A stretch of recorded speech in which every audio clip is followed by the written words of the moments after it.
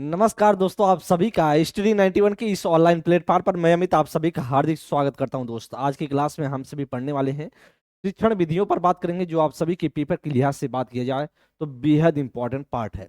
इसमें से कुछ शिक्षण की विधियां हैं, जैसे आगमन विधि क्या है निगमन विधि, साथ ही साथ क्या होता है आगमन निगमन विधि, और इसके बाद प्रदर्शन विधि, प्रयोजन विधि, और साथ ही साथ बात करें प्रयोगशाला विधि। ये सारी जो विधियां हैं जो आप सभी से पूछी जाती हैं, किसने क्या दिया है, कौन सी विधि कि जनक कौन है और किस प्रकार की महत्व रखते हैं आप सभी की ये विधियां आप सभी के साइकोलॉजी के पार्ट में, तो सारी की सारी चीजों को समझेंगे। और इस साथ ही साथ दोस्त बात करें तो महत्वपूर्ण प्रश्नों के साथ हम सभी यह भी ध्यान देंगे कि जो पेपर में यहाँ से क्वेश्चन कैसे पूछे गए हैं प्रीवियस ईयर में, यह भी हम सभी को ध्यान में रखना है।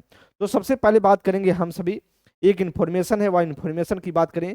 हिंदी हिंदी इंडिविजुअल क्लास के बारे में आप सभी के साथ इंफॉर्मेशन होगा, आप कंप्लीट बैच के साथ जुड़ सकते हैं, 1 साल की वैधता के साथ आपको प्रोवाइड होगा। साथ ही साथ बात करें 130 प्लस घंटे की क्लास मिलेगी, 2 नंबर आपके सामने दिया गया है, आप इस नंबरों पर कोई दिक्कत हो तो संपर्क कर सकते हैं। दोस्त चलेंगे हम सभी जानने की कोशिश करेंगे कि क्या है शिक्षण विधियों की बात करें, जो टीचिंग मेथड है उस पर हम सभी सबसे पहले चर्चा करेंगे। शिक्षण विधियों की जब आप चर्चा करते हैं दोस्त, तो सबसे पहले हम बात करेंगे आगमन विधि क्या है। आगमन विधि की बात किया जाए तो आगमन विधि का के जनक जो बोले जाते हैं वह अरस्तु जी को बोला जाता है। आगमन विधि की जब आप चर्चा करते हैं तो आगमन विधि में कहता है कि पहले बच्चों को क्या दें हम, पहले हम देंगे एग्जाम्पल, फिर क्या समझाएंगे, नियम की तरफ ले जाएंगे। तो यही इसका यह निचोड़ है। अब कुछ महत्वपूर्ण पॉइंट है। कहता जब एक शिक्षक किसी बालक को अनुभव, उदाहरण, प्रयोग के सहयोग से विषय वस्तु को स्पष्ट करते हुए किसी नियम तक पहुंचता है, इसका मतलब कहीं ना कहीं बात कर रहा है। यहां पर आपने देखा कि अनुभव और किसके आधार पर, उदाहरण का प्रयोग करते हुए कहां तक जा रहा है, नियम की तरफ जा रहा है, पहुंचता है, तो उसे हम क्या कहते हैं, आगमन विधि कहते हैं। इसमें बालक स्वयं करके क्या करता है, सीखता है। और साथ ही साथ बात करें, यह छात्र केंद्रित विधि होती है, या छात्र केंद्रित विधि बोली जाती है। कौन सी, आगमन विधि को बोला जाता है। कहते वह सकारात्मक सूत्रों का सहयोग लेता है, इसमें बात किया जाए इसे ही आगमन उपागम भी कहते हैं। साथ ही साथ बात करें, जो यह विधि है उदाहरण से नियम की ओर, ज्ञात से अज्ञात, या विशिष्ट से सामान्य, या स्थूल से सूक्ष्म, या विश्लेषण से संश्लेषण का उपयोग किया जाता है, तथा यह मूर्त से अमूर्त या प्रत्यक्ष से प्रमाण की ओर या विधि जो है आगमन विधि बढ़ता है। तो कई जो आगमन विधि की बात करें तो आगमन विधि में क्या क्या चीजें यूज की जाती हैं, इसे ध्यान देंगे। जैसे बात किया जाए, ज्ञात से अज्ञात आपने शिक्षण के सूत्र पढ़े होंगे, विशिष्ट से समान पढ़े होंगे, ये सभी चीजें कहां पर यूज की जाती है, आगमन विधि में यूज की जाती हैं। दोस्त ध्यान देंगे, इसके कुछ महत्वपूर्ण गुण की बात कर लेते हैं, क्या इसके महत्व है। ध्यान देंगे भैया, कह रहा कि यह क्या है, ये या एक मनोवैज्ञानिक विधि कहलाती है, या एक मनोवैज्ञानिक विधि कहलाती है। साथ ही साथ बात करें, या स्थायी ज्ञान प्रदान करता है। ध्यान देंगे, जब आप एग्जाम्पल के तौर पर कोई चीज समझते हैं, एग्जाम्पल के माध्यम से समझते हैं, तो आप क्या होता है भैया, तो आप बेहतरीन तरीके से जो आपके पास ज्ञान पहुंचता है वह स्थायी ज्ञान होता है। या ध्यान देंगे, कह रहा कि तर्क व चिंतन का विकास होता है। क्या होता है, तर्क और चिंतन का इसमें विकास होता है। साथ ही साथ बात करें, समस्या समाधान के गुण की बात की जाती है। इसमें कुछ बात किया जाए, दोष की बात करें, क्या इसके दोष हैं, तो गुण आपको समझ में आ गया होगा कि तर्क और चिंतन का विकास होता है। जैसे आप जब एग्जाम्पल के तौर पर आप कोई समझते हैं ना कहीं ना कहीं तार्किक चीजें ध्यान में रखते हो।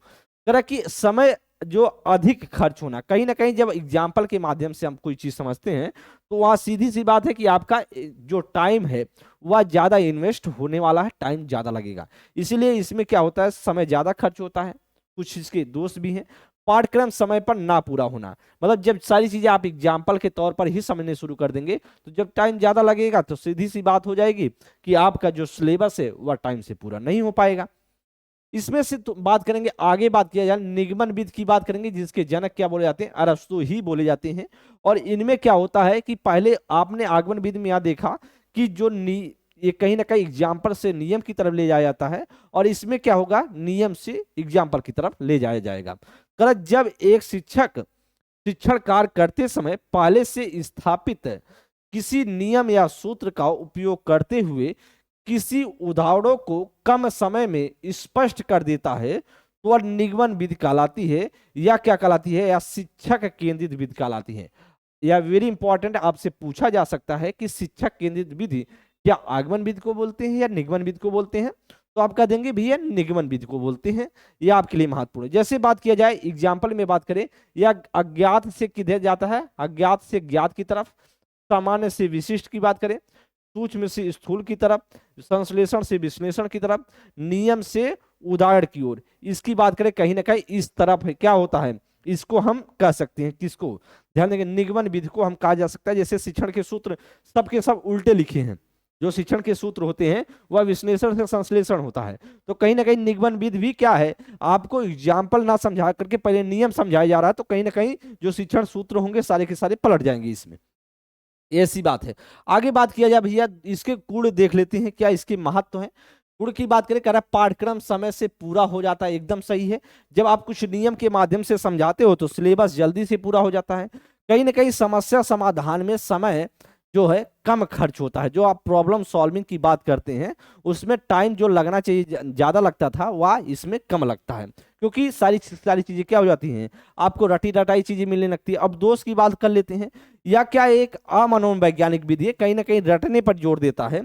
या ज्ञान की बात करें अस्थायी होता है, आपको जो ज्ञान नॉलेज होगा वह ज्यादा टाइम तक आपके माइंड में स्थिर नहीं रहता है, क्योंकि रटने वाली सारी चीजें हो जाती हैं, रटने के दोष पैदा होते हैं। तो समझ पाए, कहीं ना कहीं लास्ट में लिख ही दिया गया है, रटने के दोष पैदा ही होते हैं। अब हम बात करेंगे समस्या समाधान विधि की बात करते हैं, जिसे हम बोलते हैं प्रॉब्लम सॉल्विंग मेथड की बात करते हैं। इसमें प्रॉब्लम सॉल्विंग मेथड में क्या होगा, समस्याएं आएंगी और उसको सॉल्व किया जाएगा। करा कि इसमें छात्र को एक समस्या या प्रॉब्लम क्या होती है दी जाती है, और छात्र जिसका समाधान क्या करता है, समाधान स्वयं ढूंढते हैं, और समस्या को हल करने के लिए एक हिंट प्रदान दिया जाता है। कहीं ना कहीं बच्चे को एक हिंट दिया जाता है कि आपको कैसे समस्या का समाधान करना, मतलब कोई समस्या आपके सामने आज दी जाती है और कोई ना कोई उसमें कुछ माध्यम बता दिया जाएगा, भैया थोड़ा सा हिंट दे दिया जाए, ऐसे आप रास्ते से जाओगे तो सॉल्व कर पाओगे उस समस्या को। तो कहीं ना कहीं एक हिंट दिया जाता है इस समस्या समाधान विधि में। आगे बात कर लेते हैं, करा कि समस्या समाधान के जो कुछ स्टेप है, जैसे स्टेप की बात करें, समस्या समाधान आपको मैंने चैप्टर पढ़ाया है, उसमें कुछ स्टेप को फॉलो किया था, और उसी प्रकार के समस्या के आपके सामने जब समस्या आती है तो हम कैसे सबसे पहले करते हैं, समस्या क्या क्या करते हैं, चुनाव होता है, फिर समस्या से संबंधित क्या होती है, सूचनाएं को एकत्रित करते हैं। तो पहले हम समस्या है क्या इसके बारे में जानेंगे, पहले चुनाव होगा, पहले तो हम जानेंगे, इसके बाद उससे जुड़े हुए जो इंफॉर्मेशन है उसको क्या करेंगे, कलेक्ट करने की कोशिश रहेगी, एकत्रित करेंगे। फिर समस्या जब कलेक्ट कर लेंगे तो अब समस्या के समाधान की योजना बनाएंगे कि भाई अब हम कैसे चीजें उसको एक योजनाबद्ध तरीके से उस समस्या का समाधान करें। फिर हम सभी समाधानों का क्या करेंगे, मूल्यांकन करना होता है। फिर समस्या को चुनना और उसका परिपालन करना, साथ ही साथ परिणाम का मूल्यांकन करना, और इसके बाद समस्या समाधान का पुनर्परिभाषित करना और उन पर फिर से विचार करना। तो कहीं ना कहीं यह समस्या के जिससे जुड़े हुआ जो स्टेप है आपको समझ में आ रहा है होगा। तो इसमें कुछ और चीजें हैं, जैसे कह रहा है किसी भी समस्या को एक ही तरीके से प्रस्तुत या रिप्रेजेंट करने पर अगर क्या हो, अगर बालक अटक जाए तो वह क्रिया क्या कहलाती है, अनुक्रिया समुच्चय कहलाती है।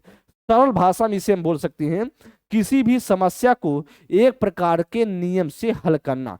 तो कहीं ना कहीं जब एक प्रकार की जो समस्या आपके सामने है किसी एक नियम से आप हल करते हो तो कहीं ना कहीं अटक जाते हो, इस तरीके से बात कर रहा है। कह रहा कि उत्तम समस्या समाधानकर्ता के लिए अनुक्रिया में कमी ही अपसारी चिंतन कहलाती है। सरल भाषा में हम कह सकते हैं किसी भी समस्या को कई प्रकार के नियमों से हल करना। तो कहीं ना कई प्रकार से नियमों से आप कोई चीज हल करते हो तो कहीं ना कहीं आपके सृजनात्मक चिंतन का विकास होता है, अपसारी चिंतन की विकास होती है, क्रिएटिविटी आप में पैदा होता है।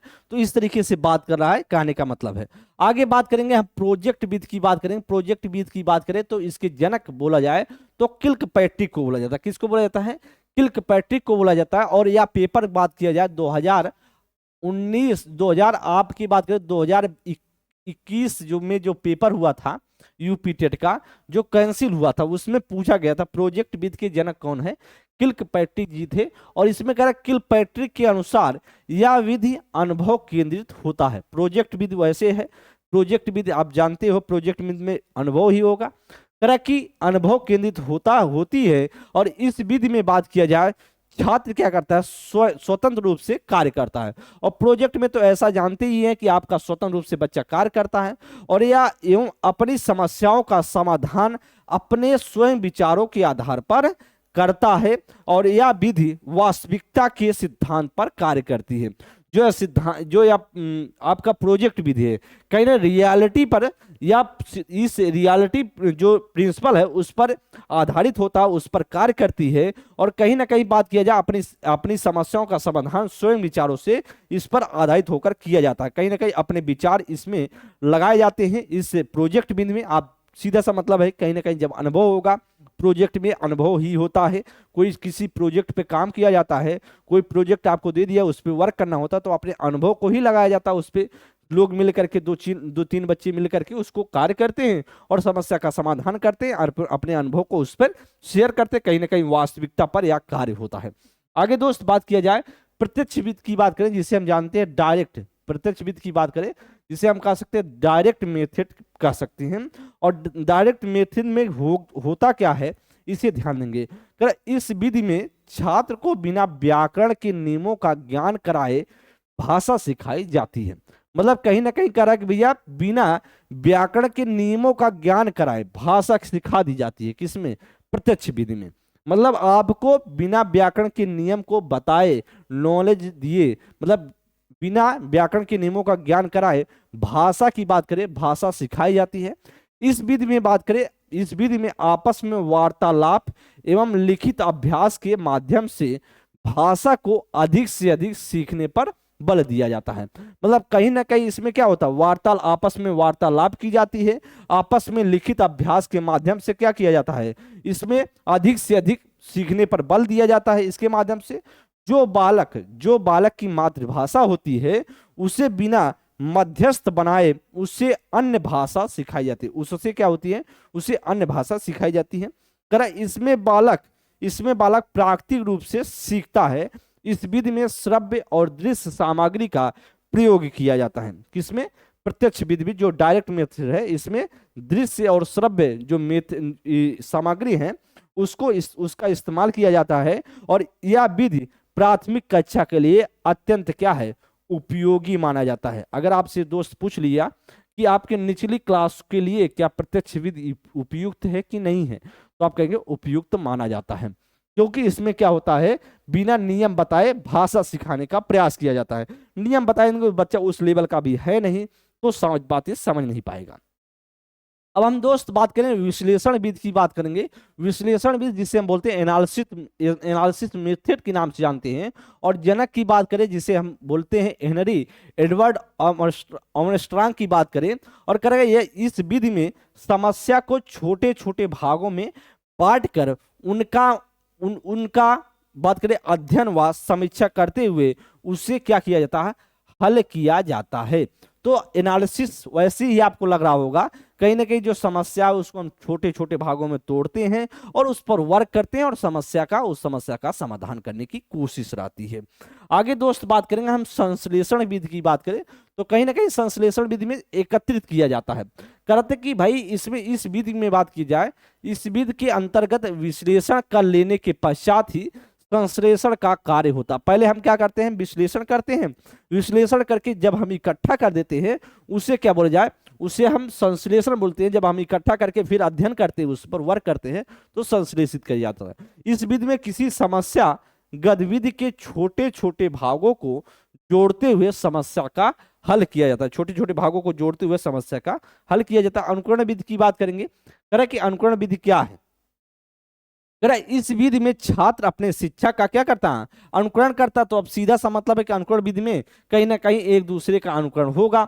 तो जो बच्चा स्टूडेंट है वह किसका अनुकरण करेगा, अपने टीचर का, शिक्षक का अनुसरण करता है, नकल करके क्या करेगा, सीखता है। जैसे बात करें लिखना, पढ़ना, बोलना, ये सारी चीजें, जैसे आप भी हैं, हम भी हैं, कभी ना कभी अपने टीचर, अपने गुरु का हम सभी ने नकल किया होगा। उसी तरह से सीखने का हमें अच्छा लगा, उनकी भाषा, उनकी शैली, पढ़ाने का ढंग, तो कहीं ना कहीं हम नकल करके उनका प्रयोग करते हैं। उसी तरीके से हम क्या करें, पढ़ें पढ़ाएं सारी चीजें करें। आगे दोस्त बात किया जाए करा व्याख्यान विधि क्या है, जिसे हम बोलते हैं लेक्चर मेथड। अब व्याख्यान विधि में क्या होगा, कहीं ना कहीं इस पर ज्यादा आपको व्याख्या दी जाएगी, एक्सप्लेनेशन तौर पर बताया जाएगा। करा इस विधि के अंतर्गत किसी तथ्य, इस विधि के अंतर्गत बात किया जाए किसी जो तथ्य हैं, जो फैक्ट हैं, विषय जो तथ्य फैक्ट विषय की शिक्षक के द्वारा व्याख्या की जाती है। और व्याख्यान विधि की बात करें तो शिक्षण का सबसे प्राचीन विधि है, या क्या बोला जाता है, शिक्षक केंद्रित विधि बोली जाती है। तो सबसे प्राचीन विधि क्यों है, क्योंकि बात किया जाए शुरुआत में जब आपने वैदिक कालीन शिक्षा देखा होगा, आपने बौद्ध कालीन शिक्षा देखा, आपने मुस्लिम कालीन शिक्षा देखी होगी, पढ़ा होगा, तो उसमें आपने देखा होगा ज्यादा करके क्या होती, व्याख्याएं दी जाती थी, क्योंकि कॉपी किताब था ही नहीं। गुरुजी क्या करते थे, व्याख्या देते थे, बताते थे, वैसे बच्चे सामने गुरुजी के बैठे होते थे, उनके बातों को बोलते थे गुरुजी, और उन ध्यान पूर्वक उनकी बातों को सुनता था बच्चा, और सुन करके उसी तरीके से सीखने सिखाने की प्रक्रिया से गुजरता था। तो इसीलिए बोला जाता है कि जो व्याख्यान विधि है, लेक्चर मेथड है, यह सबसे प्राचीन विधि बोली जाती है, और इसीलिए इसे बोला जाता है शिक्षक केंद्रित, जो टीचर सेंटर्ड एजुकेशन की बात करें एक तरीके से, जो यह बोला जाता है शिक्षा बोली जाती है, विधि मेथड बोली जाती है। तो इसे आप समझ सकते हैं। और बात किया जाए प्राकृतिक विधि क्या है, प्राकृतिक विधि का मतलब कहीं ना कहीं इसमें नेचुरल बात ही की जाएगी। क्या जी, नेचुरल मेथड की बात की जाएगी, कहीं ना कहीं जो नेचुरल चीजें हैं उसकी बात होगी। करेक्ट। जब एक शिक्षक भाषा का अध्ययन कराने के लिए लक्ष्य भाषा में गहन मौखिक बातचीत का प्रयोग कर रहा है, तो इस विधि को हम क्या करेंगे, प्राकृतिक विधि की कोशिश करेंगे। कहीं ना कहीं किसी भाषा को अगर बच्चे को हम सिखा रहे हैं, किसी भाषा को, किसी लैंग्वेज को हम सिखाने की बात करें, कहीं ना कहीं उसको बच्चे को क्या करें, ज्यादा से ज्यादा बुलवाने की कोशिश करें, सिखाने की कोशिश करें। बोले देखें बेटा ऐसे बोलो, इस चीज को ऐसे बोलोगे तो चीजें सीख जाओगे। कहीं ना कहीं एक तरीके से नेचुरल टाइप का, एक तरीके से उस तरीके मेथड का इस्तेमाल करेंगे और बच्चा सीखेगा। तो ऐसे आपको यह सारी चीजें पूछी जाती हैं। मारिया मॉन्टेसरी विधि की बात करें तो बहुत महत्वपूर्ण है, आप इसे थोड़ा सा देखेंगे। तो मारिया मॉन्टेसरी कहाँ की निवासी थी, इटली की निवासी थी, और चिकित्सक तथा शिक्षा शास्त्री भी यह थी, इटली। या आपके पेपर में पूछा गया कि मारिया मॉन्टेसरी कहाँ की निवासी थी, या पेपर में पूछा जाता है। करेक्ट। इनके नाम से ही शिक्षा की जो मॉन्टेसरी पद्धति जो प्रसिद्ध जो मॉन्टेसरी पद्धति है यह रखी गई है। यह पद्धति 2.5 वर्ष से, वेरी इंपॉर्टेंट है, यह पद्धति बात करें 2.5 वर्ष से 6 वर्ष, 2.5 वर्ष से 6 वर्ष तक के बच्चों हेतु प्रयोग में ली जाने वाली पद्धति बोली जाती है।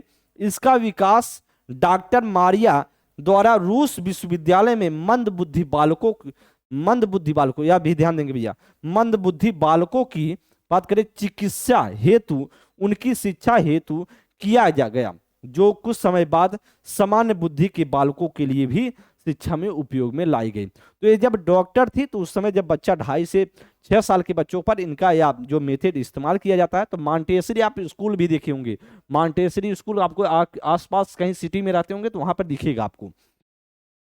तो इन्हीं के नाम पर यह मॉन्टेसरी जो विधि बनी है, और यह शुरुआत में मंद बुद्धि बालकों के लिए इस्तेमाल किया गया था। तो इंद्रियों के माध्यम से, कर्मेंद्रियों के माध्यम से, ये बोलती हैं, सिखाने का प्रयास किया जाए। आगे दोस्त बात करते हैं, इन्फॉर्मेशन है, आप सभी आरओ बैच से जुड़ सकते हैं, कंप्लीट कोर्स आपके सामने होगा। साथ ही साथ अगर कोई दिक्कत हो दोस्त तो आप सभी संपर्क कर सकते हैं इन नंबरों पर। आगे दोस्त बात करते हैं, ध्यान देंगे, करेक्ट, कुछ विधियां हैं, कुछ शिक्षण विधियां हैं, उसके प्रतिपादक हैं। तो शिक्षण विधियां उसके प्रतिपादक हैं जो आप सभी से पूछी जाती है। अभी तक आपने तो यह देखा कि जो कुछ मैंने एक्सप्लेनेशन के तौर पर कुछ विधियों को बता दिया है, अब आपके सामने शिक्षण विधियां लिखी है एक तरफ पे, और एक तरफ के उसके प्रतिपादन है जो आपके पेपर में हमेशा से पूछी जाती हैं, और ज्यादा करके यही से पेपर में आ जाते हैं। तो ये सारी चीजें आप देखते हुए चलेंगे और सारे कॉन्सेप्ट को सीखेंगे। करा की जो किंडरगार्टन विधि है, करा की जो किंडरगार्टन विधि है, या किसने दिया, तो आप कहेंगे फ्रॉबेल ने दिया है। किंडरगार्टन का मतलब था, कहीं ना कहीं फ्रॉबेल मानते थे जो बच्चा है वह क्या है, एक बच्चा बगीचा है और जो शिक्षक माली है वह सींचता रहता है। इस तरीके से किंडरगार्टन की विधि करे, फ्रॉबेल बात किया जाए। और मॉन्टेसरी विधि आप जानते हैं, मारिया मॉन्टेसरी हैं। खेल विधि की बात करें तो हेनरी कोल्ड वेल कुक है, जो आपके सामने पहले तो आपके ऑप्शन में कुक रहेगा, अगर कुक नहीं मिलता है तो आप तब फ्रॉबेल करेंगे। इसीलिए जो सबसे पहले बात किया जाए, फ्रॉबेल को इसके जनक नहीं बोले जाते हैं खेल विद के, लेकिन ऑप्शन में कभी कभी कुक ऑप्शन नहीं रखता है। तो जब ऑप्शन में कुक नहीं रहेंगे तो हमारा सीधा सा मतलब है फिर हमें फ्रॉबेल मानना जो लाजमी हो जाता है कि हाँ भाई अब माने क्या माने, तो फ्रॉबेल जरूर रहता है ऑप्शन में। आगे बात करें डाल्टन विद की बात करें, डाल्टन विद किसी ने दिया है तो हेलन पार्क हर्ट्स ने दिया है, यह भी पेपर में पूछा जाता है। कहेंगे पर्यटन विधि किसने दिया था, पेस्टोलॉजी ने दिया था। आगे बात करेंगे खोज विधि या ह्यूरिस्टिक विधि या अन्वेषण विधि की बात करें तो आप कहेंगे और आर्मस्ट्रांग जी ने दिया था। प्रश्नोत्तर विधि की बात करें तो सुकरात या तो आपसे पहले से जानते हैं। प्रोजेक्ट विधि के प्रतिपादक जो किल्कपैट्रिक थे। आगे बात करें वैज्ञानिक विधि की बात करें गुडवार स्क्रैट थे। समस्या समाधान विधि की बात करें तो सुकरात महोदय थे। ये सभी पॉइंट आपके पेपर में पूछे जाते हैं। तो आपको शिक्षण विधियां एक तरफ है, प्रतिपादक हैं, किसने क्या दी है शिक्षण विधियां, ये आपके दिमाग में रहनी चाहिए। आगे दोस्त बात करेंगे कर सूक्ष्म विधि, सूक्ष्म शिक्षण विधि की बात करें तो आप कहेंगे रॉबर्ट्स। सूक्ष्म शिक्षण विधि की बात करें तो आप कहेंगे रॉबर्ट्स की बात करेंगे। करक की भाई मूल्यांकन विधि की बात करेंगे, करक की यहाँ पर जे एम राइस है। समस्या समाधान विधि सुकरात हैं। इकाई उपागम की बात करें एच टी मॉरिसन है। और विनेटिका विधि कौन है, कार्लटन मार्सवान है। ये सारी विधियां आपके दिमाग में रहनी चाहिए भैया, जब विधियां आपके दिमाग में रहेंगी तो फिर आप गलतियां नहीं करेंगे। आगे दोस्त बात कर लेते हैं कर कि डेकाली शिक्षण विधि की बात करें तो डेकाली जी ने दिया था, उन्हीं के नाम पर यह विधि का नाम पड़ा है। वेल जो ब्रेल विधि है तो इसका किसने दिया, लुई ब्रेल ने दिया है। बहुत पूछा जाता है कि जो अंधे बालक हैं, जो दिखाई जिसको नहीं देता बच्चों को, कौन सी विधि से पढ़ाया जाता है, तो ब्रेल विधि से चीजें को पढ़ाई जाती है। 6 इसमें बिंदुए होते हैं। प्रक्रियाविद की बात करें तो प्रक्रियाविद किसने दिया है, कम्युनियस ने दिया है। बेसिक शिक्षा पद्धति की बात करें महात्मा गांधी जी ने दिया है। और या तो आपको पहले से पता है कि जो बेसिक शिक्षा पद्धति महात्मा गांधी। समाज मिति विधि किसने दिया है, एल मोरेनो ने दिया है। यह विधियां जो आपके पेपर में पूछी जाती हैं इसलिए कुछ लिखी गई हैं। जैसे आगमन विधि की बात करें तो आपको मैंने अरस्तु ही बताया था। निगमन विधि की बात करें प्लेटो ने दिया है। आगे बात करें हर्बर्ट विधि की बात करें तो किसने दिया था, हर्बर्ट। और बात किया जाए आगे यहाँ पर अरस्तु आगमन निगमन विधि किसने दिया था, यह भैया अरस्तु ही ने दिया है। यहाँ पर थोड़ा सा टाइपिंग एरर है, संवाद विधि के प्लेटो है। आगे बात करेंगे प्रश्नावली विधि की किसने दिया था, वह वुडवर्थ ने दिया है। संवाद विधि किसे जनक बोलेंगे तो प्लेटो ने दिया था। यहाँ पर क्या हो जाएगा, अरस्तु ही ने दिया। क्या दिया है, अरस्तु ने ही दिया है। इसे आप नोट कर लेंगे। आगे दोस्त बात करेंगे तो और आगे ध्यान देंगे करा की शिक्षण विधि और भी है, जैसे रेखी अभिक्रमित अनुदेशन विधि या बाय अनुदेशन विधि तो किसने दिया, वी.एफ. स्किनर ने दिया। वेरी इंपॉर्टेंट, या पेपर में कई बार पूछी गई हैं। अभी हम इसके बारे में एक्सप्लेनेशन के तौर पर देखेंगे कि रेखीय अभिक्रमित अनुदेशन विधि क्या होती है, जिसे वी.एफ. स्किनर ने दिया कई बार। और या आपसे बात किया जाए तो 2021 के यूपी टेट में पेपर में पूछा भी गया था, या रेखीय अभिक्रमित शाखीय अभिक्रमित अनुदेशन विधि या आंतरिक अनुदेशन विधि किसने दिया है, नार्मल ए काउडर ने दिया है। यह भी बहुत इंपॉर्टेंट है, इसे भी आप लोग ध्यान देंगे। आगे करा और वही अभिक्रमित अनुदेशन विधि किसने दिया है, थॉमस एफ गिलबर्ट ने दिया है। यह भी इंपॉर्टेंट है। तो तीनों के तीनों वेरी इंपॉर्टेंट। इस पॉइंट को आपको ध्यान में रखना, अपने कॉपी में नोट कर लीजिएगा दोस्त। अब हम बात कर लेते हैं अभिक्रमित अध्ययन विधि की बात करते हैं, जो अभी आपको मैंने बताया कि स्किनर महोदय ने दिया है। इसके बारे में हम समझने की कोशिश करेंगे। तो अभिक्रमित अध्ययन विधि की बात करें, जिससे बात करता है कि अभिक्रमित अध्ययन विधि को आधुनिक तथा प्रगतिशील शिक्षण विधि के नाम विधि भी माना जाता है। तो कहीं ना कहीं इसे आधुनिक विधि और कहीं ना कहीं इसे प्रोग्रेसिव जो टीचिंग मेथड के रूप में इस अभिक्रमित अध्ययन विधि को माना जाता है। अभिक्रमित अध्ययन विधि ठोस मनोवैज्ञानिक सिद्धांतों पर आधारित है। किस पर, ठोस मनोवैज्ञानिक सिद्धांतों पर आधारित है। परंतु बात किया जाए अभिक्रमित अध्ययन सामग्री को तैयार करने में अत्यधिक श्रम, संसाधन व कौशल की जरूरत का होना इसकी एक बड़ी क्या है, सीमा है। तो कहीं ना कहीं इसमें क्या क्या होता है, अत्यधिक श्रम लगता है, संसाधन की आवश्यकता होती है, अत्यधिक जो कौशल स्किल की जरूरत पड़ती है। इसलिए यह एक इसकी बड़ी सीमा मानी जाती है दोस्त। आगे बात करें, इस विधि को 3 प्रकारों में विभाजित किया जा सकता है। तो मैंने अभी आपको बताया अभिक्रमित अध्ययन विधि 3 भागों में, जैसे रेखिक रेखीय अभिक्रमिक विधि की बात करें तो बीएफ स्किनर ने दिया है। वहीं पर साखी अभिक्रमित विधि की बात करें नॉर्मन ए काउडर ने दिया है। जो मैथेटिक्स विधि है जिसे थॉमस एफ गिलबर्ट ने दिया है, यही अभी हमने आपको बताया, पीछे ध्यान देंगे जो आरोही अभिक्रमित अन्वेषण है तो थॉमस एफ गिलबर्ट रहे कि नहीं, तो वही चीजें यहाँ पर लिखी गई 3 अभिक्रमित अध्ययन विधियों में। यह वेरी इंपॉर्टेंट और कई बार पूछी गए हैं, क्या होती है इन विधियों के जनक कौन है। तो रेखीय अभिक्रमित जो विधियां हैं या बीएफ स्किनर है, रेखीय अभिक्रमित की साखी की पूछेगा तो आप कहेंगे काउडर जी हैं, और जो मैथेटिक्स है उसके हैं गिलबर्ट जी। तो इसे ध्यान देंगे भैया, कारण रेखीय अभिक्रमित अन्वेषण में सही उत्तर देने पर छात्र को पुनर्बलन मिलता है। तो ध्यान देंगे, या रेखी वाली बात कर रहे हैं, जो रेखी में क्या है किसने दिया, बीएफ स्किनर ने दिया। अभी आप समझेंगे करा कि रेखीय अभिक्रमित अन्वेषण में सही उत्तर देने पर छात्र को क्या मिलता है, पुनर्बलन मिलता है। तो कहीं ना कहीं आपने यह भी ध्यान दिया होगा, स्किनर को जब मैंने आपको पढ़ाया था तो मैंने बताया था स्किनर ने पुनर्बलन रिफोर्समेंट पर बहुत जोर दिया है, और बहुत इसके जो जनक भी बोले जाते हैं। तो कहीं ना कहीं इनका जो सिद्धांत जो विधियां हैं उसी पर पुनर्बलन मिलता है। मतलब कहीं ना कहीं रेखीय अभिक्रमित विधियों में क्या होता है, सही उत्तर बच्चा दे देता है तो पुनर्बलन दिया जाता है, जबकि गलत उत्तर देने पर उसी अन्वेषण पद को दोहराने का दंड सहना पड़ता है। तो कहीं ना कहीं दंड और पुरस्कार पर बात करते हैं। यह स्किनर के क्रिया प्रसूद अनुबंधन सिद्धांत पर आधारित है। तो कहीं ना कहीं आपको जानते हैं क्रिया प्रसूद अनुबंधन का सिद्धांत किसने दिया था, वह स्किनर महोदय ने दिया था। वहीं पर अभिक्रमित अन्वेषण का दूसरा प्रकार जिसे मैंने आपको बताया साखी अभिक्रमित अन्वेषण होता है। क्या होता है दूसरा प्रकार, साखी अभिक्रमित अन्वेषण होता है, जिसे वर्ष 1954 में नॉर्मन ए काउडर नामक मनोवैज्ञानिक ने प्रस्तुत किया। इसमें समस्त अनुक्रियाएं छात्र द्वारा नियंत्रित होती हैं। इसमें क्या होता है, जो सभी एक्टिविटीज जो अनुक्रिया होती है बच्चे का, उसमें किसके द्वारा नियंत्रित की जाती हैं, छात्र के द्वारा नियंत्रित की जाती हैं। और किसने दिया है, तो एक काउडर महोदय ने दिया है, काउडर महोदय ने दिया। इसीलिए इसे क्या बोलते हैं, आंतरिक प्रोग्रामिंग भी कहा जाता है। यह भी आपको ध्यान में रखना है, आंतरिक प्रोग्रामिंग किसे बोला जाता है, तो आप कहेंगे भैया कि साखी अभिक्रमित अन्वेषण को बोला जाता है। दोस्त आगे मैंने जो आपको तीसरा बताया था, जिसके जो श्रेय जाता है वह गिलबर्ट को जाता है। जैसे मैथिक्स अभिक्रमण विकसित करने का श्रेय किसे जाता है, थॉमस एफ गिलबर्ट को जाता है। मैथेटिक्स यूनानी शब्द है, यूनानी शब्द जैसे मैथीन शब्द से बना है। किस शब्द से बना है भैया, मैथीन शब्द से। मैथिक्स यूनानी शब्द है जो मैथीन शब्द से बना है, जिसका अर्थ क्या होता है, सीखना। जिसका अर्थ क्या होता है, सीखना होता है। और यह बात किया जाए, यह बात करें समूह के जटिल व्यवहार के विश्लेषण एवं पुनर्निर्माण हेतु सुव्यवस्थित प्रयोग है। तो आपको समझ में आ रहा होगा कि क्या मैं बातें कर रहा हूं।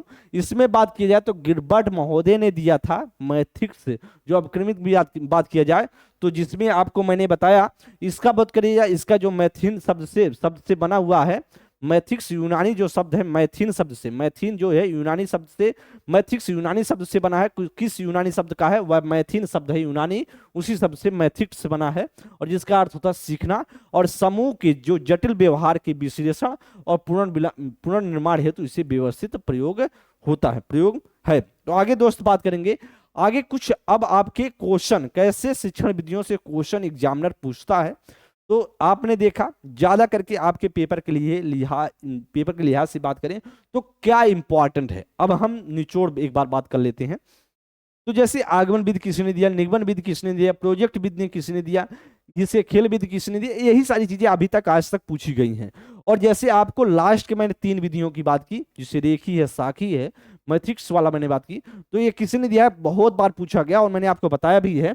अब आपके सामने कुछ प्रश्नों की श्रृंखला है, जिससे आपके पेपर में किस प्रकार के क्वेश्चन पूछे गए हैं, इस पर हम चर्चा कर लेते हैं कि जो ये सारे के सारे पेपर में आए हुए क्वेश्चन हैं, और आपको समझना है कि पेपर में वाकई में कैसे क्वेश्चन पूछे गए हैं। तो सबसे पहला जो आपके क्वेश्चन स्क्रीन पर दिखाई दे रहा है, शिक्षण विधि का चयन करते समय निम्न में से किसको ध्यान में रखने की आवश्यकता नहीं है। जब आप शिक्षण विधियों का चयन कर रहे हो तो किस बात को आप ध्यान नहीं रखते हैं? आवश्यकता नहीं है। व्यक्तिगत भेद की, अभिभावक की पृष्ठभूमि की, विद्यार्थियों की मानसिक स्तर की, विषय की विशिष्ट प्रकृति की। जब आप शिक्षण विधि का चयन कर रहे हो तो हम किस चीज का आप ध्यान नहीं देते हो? अब बता दो इसमें किस बात को ध्यान देते हैं? व्यक्तिगत भेद, इंडिविजुअल डिफरेंसेस का हम ध्यान देते हैं, क्योंकि जब तक इंडिविजुअल डिफरेंसेस का हम ध्यान नहीं देंगे तो जब बच्चा किस लेवल का, किस मानसिकता का था, उल्टा पुल्टा हम पढ़ाते जाएंगे तो बच्चे के लेवल का है नहीं, तो हम क्या करेंगे? समझ में आएगा नहीं। अभिभावक के पृष्ठभूमि से हमें क्या लेना देना है? हमें बच्चे से मतलब है, हम बच्चे को पढ़ा रहे हैं ना कि उसके अभिभावक को पढ़ा रहे हैं, इसलिए अभिभावक के पृष्ठभूमि से हमारा कोई लेना देना नहीं होता है। आवश्यकता किसकी नहीं? बी ऑप्शन आपका राइट होगा। जो विद्यार्थी स्टूडेंट उसके मेंटल लेवल को हम चेक करते हैं, उसके जो विशिष्ट प्रकृति को भी जानने की कोशिश होती है। करा विशिष्ट से समान का सिद्धांत निम्न में से किसका प्रयोग होता है? विशिष्ट से समान में मैंने आपको बताया है, सबसे पहले जो शिक्षण विधि की बात किया था उसमें ही मैंने बताया था किसमें यूज होता है। विश्लेषण विधि में क्या?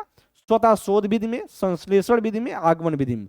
तो विशिष्ट से समान जो शिक्षण सूत्र है या किस में यूज होता है, या किस में यूज होता है? तो मैंने आपको दोस्त बताया था या किस में यूज होता है? आगमन विधि में होता है। और आगमन विधि के जनक कौन है? अरस्तु हैं। क्योंकि आगमन विधि में क्या होता है? ज्ञात से अज्ञात की तरफ भी होता है।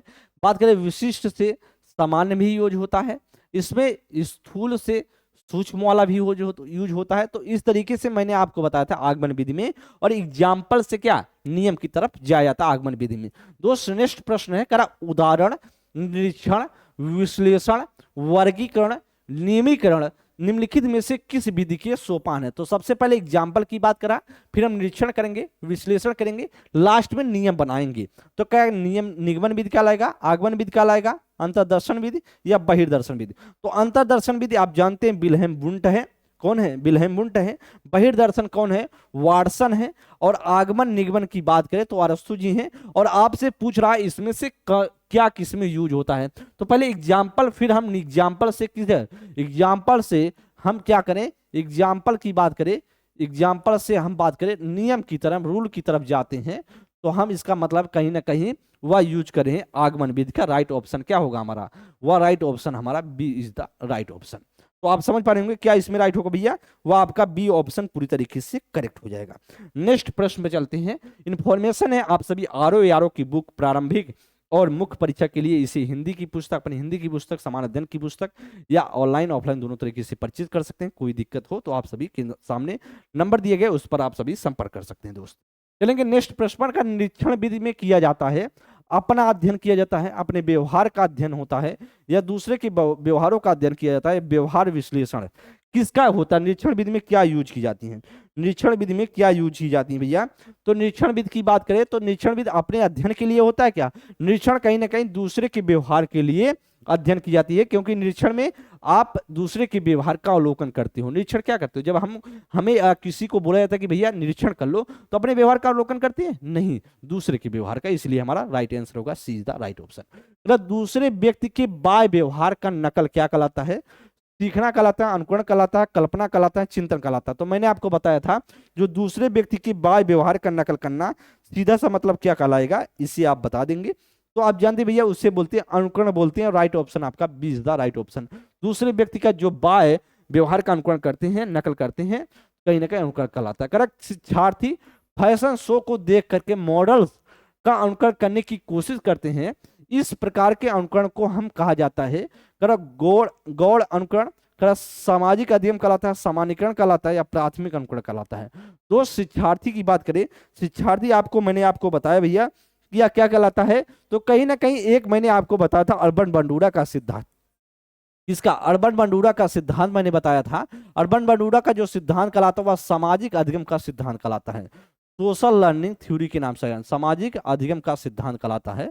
सामाजिक अधिगम का सिद्धांत कहलाता है। कहीं ना कहीं सामाजिक अधिगम का सिद्धांत कहता है, वह कहता है व्यक्ति कैसे सीखता है? कहीं ना कहीं दूसरे का अनुकरण करके सीखता है, दूसरे का नकल करके सीखता है। वही कह रहा है किसी विद्यार्थी फैशन शो को देखकर मॉडल्स का अनुकरण करने की कोशिश कर रहा है, तो किस विधि का इस्तेमाल कर रहा है, किसका अनुकरण कर रहा है? तो सामाजिक अधिगम का कर रहा है। बी ऑप्शन आपका राइट होगा।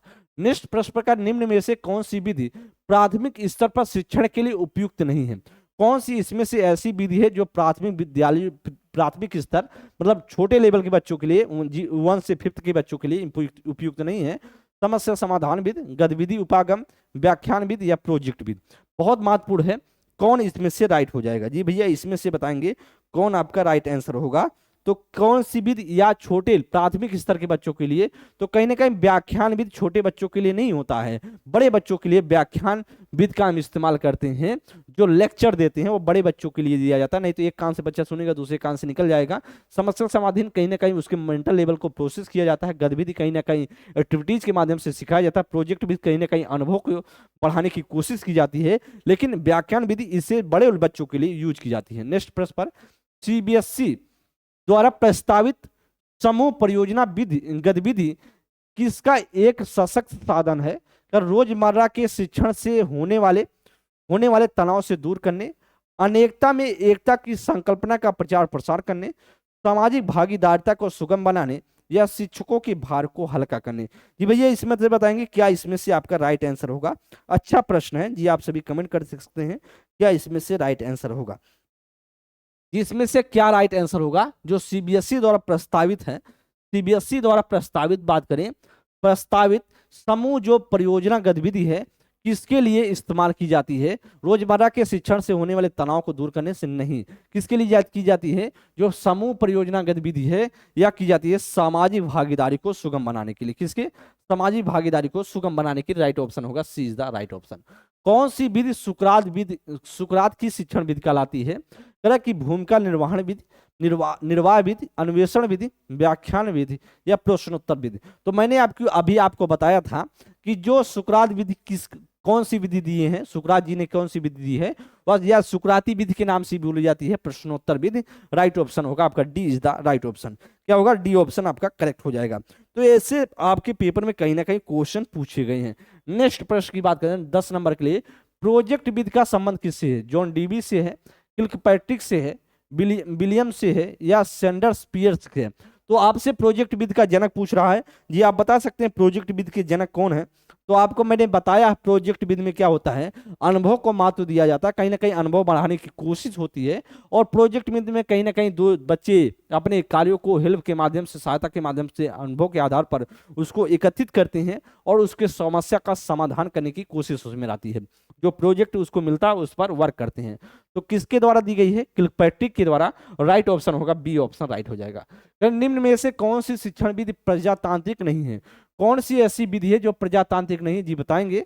प्रोजेक्ट विधि है, क्या सहभागिता विधि है, व्याख्यान विधि है या सामूहिक परिचर्चा विधि? तो बहुत इंपॉर्टेंट है और आपको मैंने बताया भी है इस विधि के बारे में कि कौन सी, इसमें से सारी विधियों के बारे में आप जानते हैं और आप बता सकते हैं इसमें से क्या राइट आंसर होगा। दोस्त प्रोजेक्ट विधि की बात करें तो आप जानते हैं किल्कपैट्रिक है, और प्रोजेक्ट विधि में क्या छात्रों को महत्व दी जाती है, जो प्रजातांत्रिक बोली जाती है। सहभागिता में भी कहीं ना कहीं एक दूसरे का हेल्प होता है और इसमें भी प्रजातांत्रिक बोली जाती है। सामूहिक परिचर्चा में एक दूसरे के साथ बातचीत होगी तो कहीं ना कहीं प्रजातांत्रिक की बात होगी। लेकिन व्याख्यान विधि क्या बोली जाती है? व्याख्यान विधि का आपको क्या बोलते हैं? इसे शिक्षक केंद्रित बोलते हैं। क्या बोलते हैं? शिक्षक केंद्रित बोलते हैं। क्योंकि शिक्षक केंद्रित बोलते हैं तो क्योंकि इसमें किसका अधिकार होगा? शिक्षक केंद्रित विधि बोली जाती है, और इसीलिए इसमें किसका अधिकार ज्यादा होता है? वह शिक्षक का अधिकार होता है। और एक व्यक्ति क्या करता है? जो शिक्षक है वह बोलता रहेगा और बच्चा क्या करेगा? स्टूडेंट सुनता रहता है। और सबसे पुरानी विधि बोली जाती है, क्या बोली जाती है? व्याख्यान विधि को सबसे प्राचीन विधि बोली जाती है। प्राचीन विधि बोली जाती है, सबसे प्राचीन विधि बोली जाती है व्याख्यान विधि। आगे दोस्त बात करेंगे, नेक्स्ट प्रश्न पर बात करें 12 नंबर के लिए, निम्न में से कौन सी कक्षा शिक्षण में जनतांत्रिक शिक्षण नीति नहीं है? इसका मतलब कहीं ना कहीं नहीं की बात हो रही है, तो आप बता सकते हैं कौन सा इसमें से नहीं होगा। व्याख्यान, योजना, अन्वेषण, मस्तिष्क उद्दीलन। जी बताएंगे इसमें से क्या राइट आंसर हो सकता है? जी इसमें से करेक्ट ऑप्शन आप बता सकते हैं क्या इसमें से राइट आंसर होगा? जी बताएंगे कौन सी जनतांत्रिक शिक्षण नहीं है? योजना में विधि में क्या होता है? कहीं ना कहीं योजना बनाई जाती है तो कहीं ना कहीं एक दूसरे का उसमें योगदान होगा। अन्वेषण में भी, खोजबीन में एक दूसरे का योगदान होगा। मस्तिष्क उद्दीलन की बात करें तो यह किसने दिया था? ऑसबॉर्न ने दिया। किसने दिया है? ऑसबॉर्न ने दिया है, ऑसबॉर्न महोदय ने दिया है, और यह आपके पेपर में पूछा गया है। तो दोस्त इसमें से क्या होगा, राइट ऑप्शन होगा ए ऑप्शन। जनतांत्रिक नहीं बोली जाती है, लोकतांत्रिक नहीं बोली जाती, कौन सी, व्याख्यान विधि। नेक्स्ट प्रश्न पर, कक्षा में विद्यार्थियों की रुचि बनाए रखने के लिए एक शिक्षक को उचित है श्यामपट्ट का प्रयोग करना, चर्चा करना, कहानी कहना, प्रश्न पूछना। तो कहेंगे इसमें से जो विद्यार्थी की रुचि बनाए रखने के लिए क्या सबसे ज्यादा उपयुक्त आपको लगता है। कहेंगे भैया इसमें सबसे ज्यादा उपयुक्त आपको क्या लगता है, कौन सी इसमें से राइट हो जाएगा। श्यामपट्ट का प्रयोग करते रहें तब बच्चा रुचि इंटरेस्ट में आएगा, या चर्चा आप ज्यादा करेंगे तब बच्चा करेगा, या कहानी कहना कुछ बता देंगे ज्यादा तब इंटरेस्ट लेगा रुचि बच्चों को बनाए रखने के लिए क्लास में। प्रश्न पूछेंगे तो भैया प्रश्न पूछेंगे तो कभी आप रुचि बनाते हैं क्या। प्रश्न बनाने पे आपके दिमाग पर जोर पड़ता है, प्रश्न बनाने पर रुचि नहीं होती है, पढ़ने में थोड़ा जागरूकता होगी। लेकिन सबसे बेहतरीन पढ़ा है जब आप कहानी कहना कुछ बीच बीच में कहानियां बताते रहते हो तो बच्चा इंटरेस्ट लेने लगता है, और राइट ऑप्शन होगा आपका C is the right option. Next प्रश्न पर, ज्ञान तक पहुंचने की किस विधि में, ज्ञान तक पहुंचने की किस विधि में संयुक्त रूप से विशिष्ट से सामान्य की ओर और सामान्य से विशिष्ट की ओर बढ़ने पर बल दिया जाता है। कह आगमन विधि में, निगमनात्मक विधि में, वैज्ञानिक विधि में, या साध्यात्मक विधि में। तो इसमें से क्या राइट होगा जी। इसमें से अच्छा प्रश्न है, आप बता सकते हैं। ज्ञान तक पहुंचने की किस विधि में संयुक्त रूप से विशिष्ट से समान और सामान्य से विशिष्ट की ओर बढ़ने पर बल दी जाती है। तो किसमें बल दी जाती है जी, आप सभी इसके इस क्वेश्चन 14 नंबर के लिए बताएंगे क्या इसमें से राइट ऑप्शन होगा, क्योंकि दोनों की बात हो रही है, विशिष्ट से समान की भी बात हो रही है, कहीं ना स्पेसिफिक टू नॉर्मल की बात हो रही है, कहीं ना कहीं नॉर्मल टू स्पेसिफिक दोनों की तरफ हो रही है। और इसका मतलब कहीं ना कहीं आपको सामान्य से विशिष्ट, विशिष्ट समान दोनों तरफ जाने की बात हो रहा है, या वैज्ञानिक विधि कहलाता है। राइट ऑप्शन होगा आपका सी ऑप्शन करेक्ट हो जाएगा। नीचे अभिक्रमित अनुदेशन की विभिन्न प्रकार दिए गए हैं, तो इसमें से क्या इसमें कुछ प्रश्न में मिस्टेक लग रहा है, हमें लग रहा है कुछ इसमें टाइप नहीं हुआ है जी, नीचे दिए गए हैं जी भैया। इसके आप देखेंगे इस प्रश्न को थोड़ा सा, नीचे अभिक्रमित दिए गए हैं, असंगत का चुनाव कीजिए, असंगत का चुनाव कीजिए, ऐसा आपसे पूछ रहा है। असंगत का चुनाव कीजिए, दिए गए हैं असंगत का चुनाव कीजिए, ऐसा आपसे पूछ रहा है। असंगत का चुनाव कीजिए, असंगत का चुनाव कीजिए, चुनाव कीजिए। तो कौन सा असंगत है ऐसा आपको बताना है। क्वेश्चन अधूरा था, इस ध्यान देंगे। मैथमेटिक्स अन्वेषण, या मैट्रिक्स प्रोग्राम, या रेखीय अभिक्रमिक, या साखी अभिक्रमित। जी भैया आपको मैंने बताया था अभिक्रमित अन्वेषण के विशिष्ट प्रकार दिए गए हैं, दिए गए हैं। कौन सा इसमें से आपको भिन्न लगता है, कौन से अलग लगता है। तो मैंने आपको तीन बताए थे, तीन आपको मैंने बताए थे। मैथमेटिक्स बोला था, और मैंने को रेखी आपको बताया था, रेखी स्किनर है, साखी की बात करें काउडर है। तो या तो आप जानते हैं, लेकिन मैथमेटिक्स अनुदेशन की बात मैंने आपको नहीं बताई थी। मैथमेटिक्स क्या बताया था, कोई क्या नहीं बताया था, और यही आपका ऑप्शन होगा ए। तो आपको समझ पा रहे होंगे कि किस प्रकार के क्वेश्चन बनाए गए हैं दोस्त, कैसे क्वेश्चन आपके पेपर में आते हैं, या तो आपको जानकारियां हो गई होंगी। तो दोस्त आपके सामने कुछ शिक्षण की विधियां, जो शिक्षण के मेथड थे, जो टीचिंग मेथड थे, जो आपकी इस्तेमाल की जाती हैं आपको पढ़ाने के लिए, सिखाने के लिए, जैसे प्रश्नोत्तर विधि है, या कहानी कथन विधि है, या फिर आपकी बात करें कहीं ना कहीं बात किया जाए दोस्त, वह प्रश्नोत्तर विधि हो गया, आपका हो गया जैसे प्रोजेक्ट विधि हो गया, आपका आगमन निगमन विधि हो गया। तो बहुत सारी विधियां हैं, जो बहुत सारी विधियों की जनक, अन्वेषण विधि, खोज विधि, जो आपके किंडरगार्टन विधि, ये सारी विधियां, मॉन्टेसरी विधि। तो आपके पेपर में पूछी जाती है कौन सी विधि के जनक कौन है और किसका इस्तेमाल किसमें की जाती है। तो आपको कहीं ना कहीं जो मैंने कॉन्सेप्ट आपको समझाई, उस कॉन्सेप्ट को आपको या इस तरीके से समझ में आ गया होगा कि कॉन्सेप्ट कैसे पेपर में पूछे जाते हैं और उससे जुड़े हुए प्रश्न कैसे पूछे जाते हैं। प्रश्नों की श्रृंखलाएं 15 क्वेश्चन थे, जिससे आपको स्पष्ट रूप से समझ गए होंगे कैसे पेपर में क्वेश्चन आए हैं। तो दोस्त ऐसे ही आप सभी पढ़ते रहें, स्वस्थ रहें, मस्त रहे, चीजों को बेहतरीन तरीके से सीखें। कैसा लगा सेशन एक बार जरूर बताएंगे, अपनी राय जरूर देंगे। अगली क्लास में मिलेंगे किसी नेक्स्ट टॉपिक के साथ, तब तक के लिए दोस्त बहुत बहुत धन्यवाद। Thank you.